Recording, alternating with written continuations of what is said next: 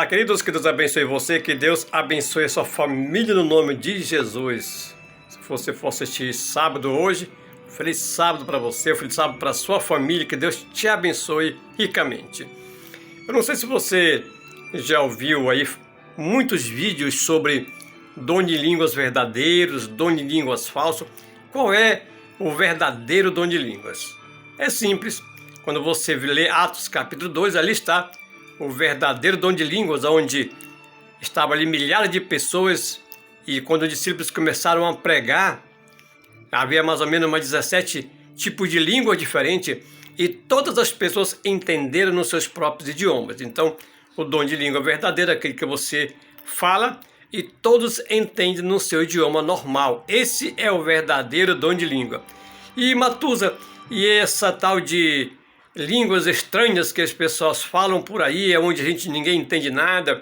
Às vezes tem que ter algum intérprete para interpretar essas línguas estranhas ali. E essa língua aí está na Bíblia, tem apoio bíblico, tem apoio da palavra de Deus. Olha, quando você vê Coríntios capítulo 14, fala: se não tiver intérprete, fique calado, falando consigo mesmo e com Deus. Mas muitas vezes esses intérpretes ali fazem isso ali apenas para querer se aparecer. Provavelmente são grossolália moderna e não tem nada a ver com o que eles estão pregando, não tem nada a ver com o que ele está falando ali. Então, as pessoas, por exemplo, falam racharacanda, ravachura, neplina, ragla, clicinira. Aí a pessoa diz: olha, Jesus está falando para você nessa manhã que Jesus tem um plano na tua vida. Aí então começam a inventar para dizer que aquilo me estão interpretando. Então, o verdadeiro dom de língua é aquele que você fala e todos entendem no seu idioma normal. É só ler Atos capítulo 2. E aqui tem um vídeo explicando detalhadamente sobre o dom de línguas. Preste atenção neste vídeo e depois você vai tirar a sua conclusão. Você que fala línguas estranhas não tem nada a ver, não é uma ofensa que eu estou falando para você, mas muitas pessoas acham que estão cheios do Espírito Santo, como começam a enrolar a língua e começam a falar línguas estranhas. Aliás, a palavra estranha não existe na Bíblia, não existe línguas estranhas na Bíblia. Quando você vê a palavra de Deus falando sobre línguas, são idiomas, são línguas conhecidas. E o apóstolo Paulo falou também lá em Coríntios, diz: eu prefiro falar 5 palavras com meu entendimento para instruir outras pessoas do que falar 10.000 palavras de outras línguas e ninguém entenda nada. Então, em outras palavras, essas línguas que as pessoas falam e ninguém entende, não tem valor nenhum. Está lá em 1 Coríntios capítulo 14, tá bom? Os versículos que eu falei. Um grande abraço, fica na santa paz de Jesus. Preste muita atenção nesse vídeo que eu sei que vai abençoar muito a sua vida. Deus te abençoe em nome de Jesus.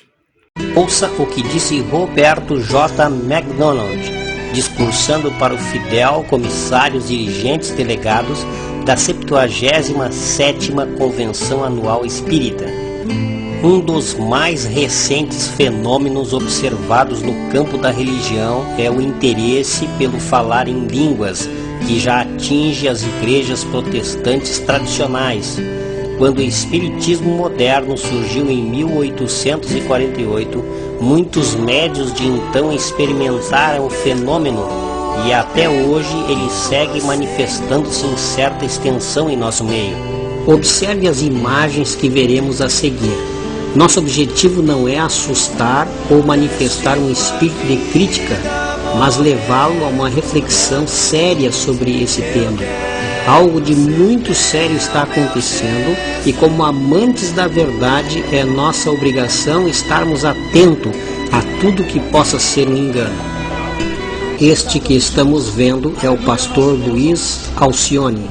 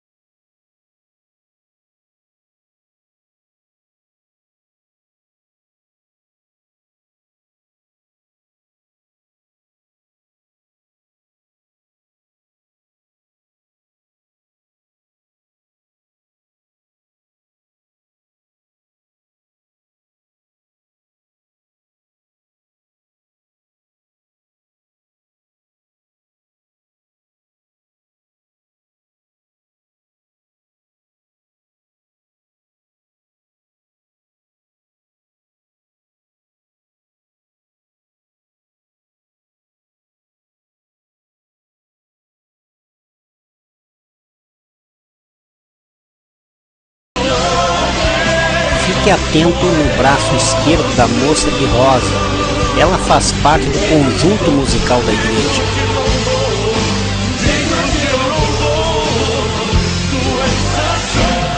Compare com as imagens a seguir.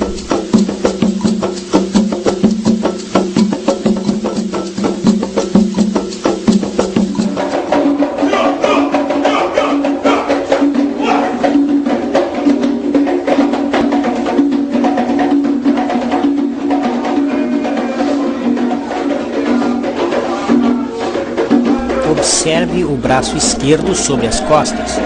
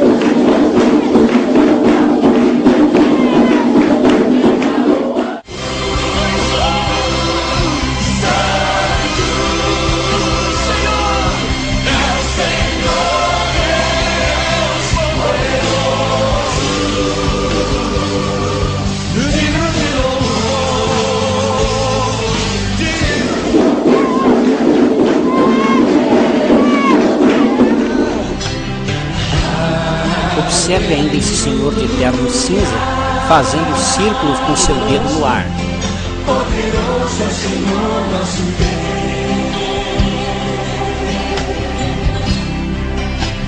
Aleluia.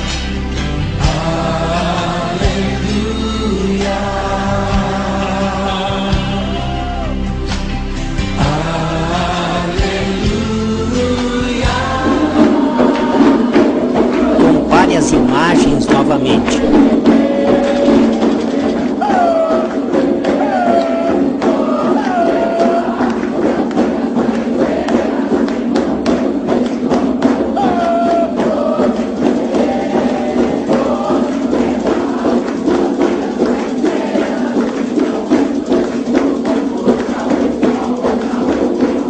Seria tudo isto apenas uma coincidência? Poderoso é o Senhor nosso Deus.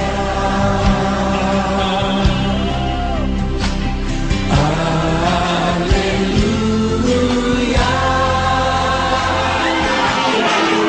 Você pode não acreditar, mas o que estamos vendo é um culto em uma igreja evangélica pentecostal.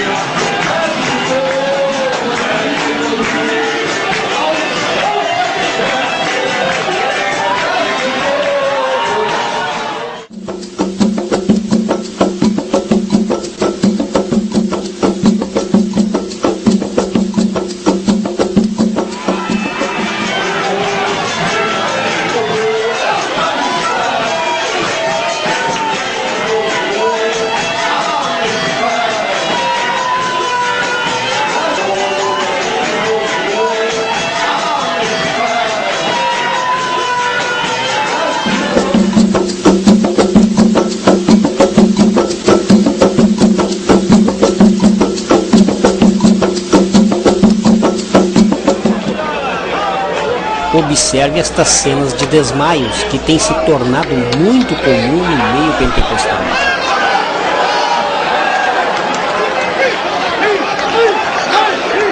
Súbia, vai glorificando, porque daqui a pouco eu vou orar por vocês. Vai glorificando.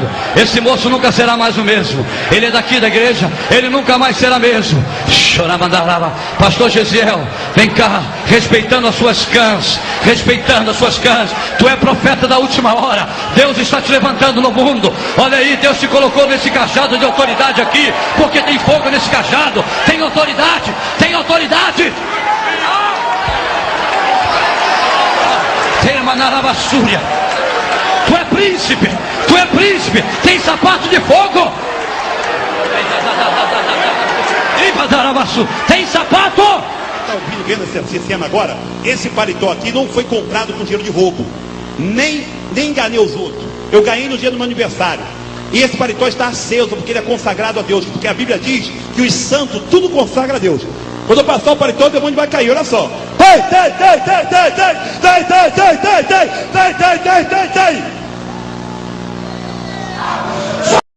Aqui está, 1 Coríntios 14 e o verso 18 em diante. Olha o que diz aqui, ó.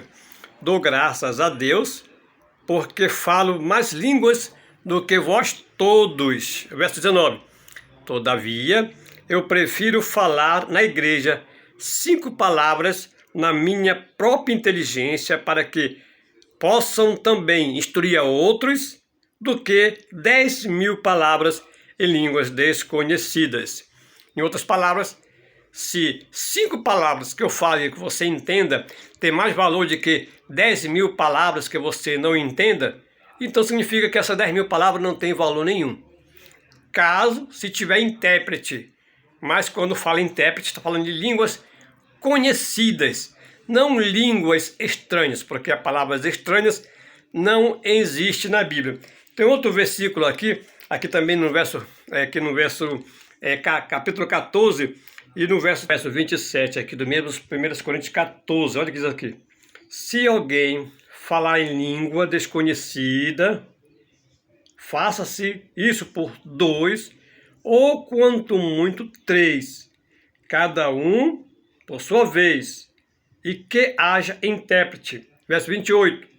Mas se não houver intérprete, esteja calado na igreja e fale consigo mesmo e com Deus. Então, se não tiver intérprete para falar essa língua, e quando fala língua, não é que línguas estranhas, é línguas que nós não conhecemos. O chinês, o francês, o espanhol, que a gente não fala, muitas vezes a gente não consegue falar essa língua, mas quando chega alguém que fale esta língua, se não tiver intérprete, tem que ficar calado na igreja, falando consigo mesmo e com Deus. Então, Atos capítulo 2 fala do verdadeiro dom de línguas. E qual é o verdadeiro dom de línguas? Qual é o verdadeiro dom de línguas? É aquele que você fala e todos entendem no seu idioma normal. Por exemplo, se eu estou em uma igreja pregando e ali tiver um francês, um alemão, um japonês, uma pessoa que fala outro idioma ali, um espanhol, e eu não sei falar nenhuma dessas línguas e começo a falar em português, todas elas vão entender nos seus idiomas normais. É isso que aconteceu em Atos capítulo 2. Ali tinha pardos, elemites, natural da Macedônia, eram 17 línguas diferentes. E os discípulos pregaram e todos entendiam nos seus idiomas normais ao mesmo tempo. Esse é o verdadeiro dom de línguas. Então, o dom de línguas foi dado para que as pessoas, um dom de emergência, para que as pessoas pudessem evangelizar, não para me engabar, não para dizer assim, tá vendo? Eu sei falar racharacanda, rabachura, nem prinda, para querer me engabar dizendo que eu estou cheio do Espírito Santo. Não. O dom de línguas é para evangelizar. É para as pessoas que não conhecem a palavra de Deus e você prega e todas então vão entender nos seus idiomas normais. Esse é o verdadeiro dom de línguas.